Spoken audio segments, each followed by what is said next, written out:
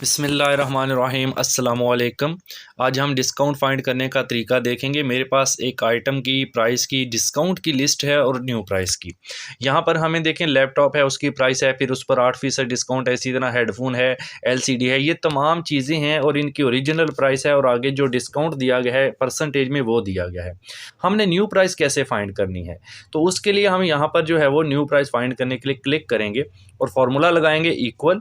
उसके बाद आपने पहले ओरिजिनल प्राइस को सिलेक्ट कर लेना है, उसका सेल एड्रेस आ जाएगा, फिर आपने स्टार का साइन यानी मल्टीप्लाई का साइन लगा देना है, स्टार ब्रैकेट लगानी है आपने और उसके बाद आपने 1 लिखना है, माइनस लगाना है और डिस्काउंट वाली प्राइस यानी परसेंटेज वाले सेल को सिलेक्ट करना है और फिर ब्रैकेट को कर देना है क्लोज एंड देन इंटर।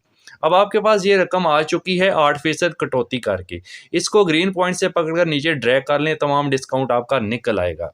तो वीडियो अच्छी लगे लाइक और शेयर कर दें, चैनल को सब्सक्राइब कर दें। Thank you so much.